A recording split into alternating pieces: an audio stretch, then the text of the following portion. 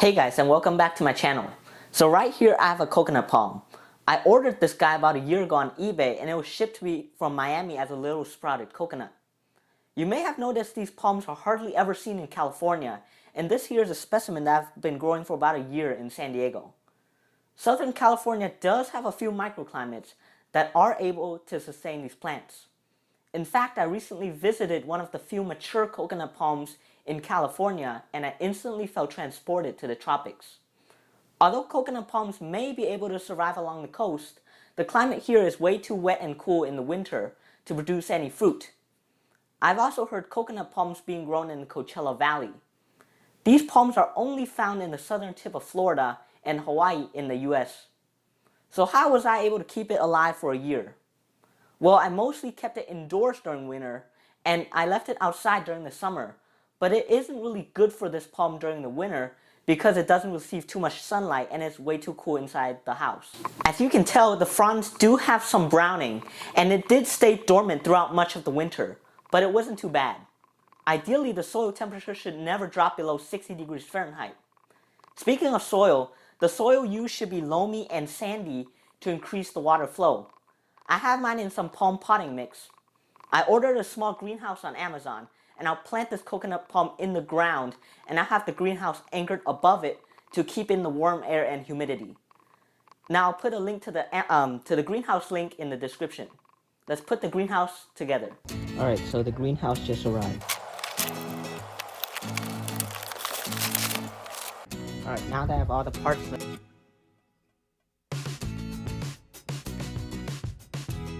Okay, so now I'm digging up dirt to plant the coconut. So here is the greenhouse that is all completed. As I walk up to it, you can see the coconut palm is inside. You can see this plastic wrap of this greenhouse. I have it with some rocks on there to keep it on there.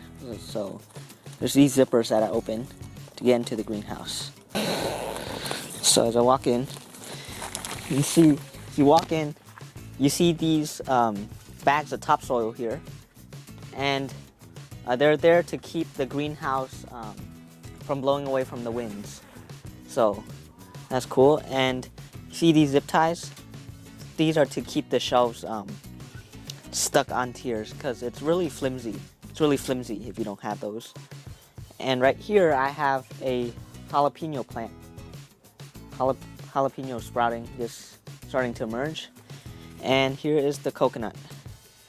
Right now it's about 88 degrees in here, so warm enough for this coconut to survive. And also in the greenhouse I have this weather sensor so I can check the temperature all the time, and I have this solar light here so that when I come in at night it's always illuminated.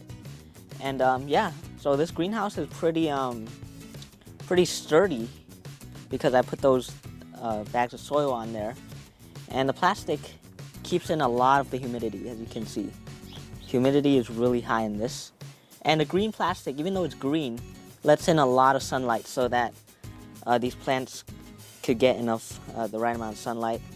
At night the temperature does drop a bit, but it's still warm enough that this coconut doesn't really have any burns on it, except when I had it in the house, it stayed a little bit dormant, which is why there's these dry marks on there. So you might have already seen, I've already dug a hole into the ground.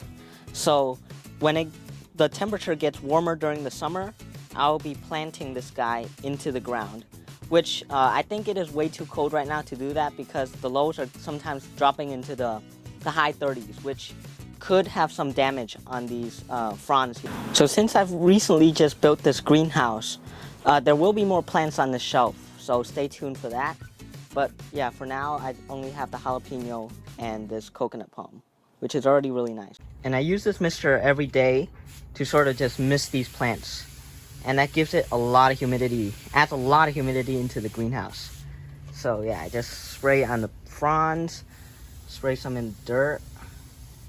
So I hope you guys enjoyed this video and learned something new. I'll be posting updates on this greenhouse whenever I can, and I'll see you next time.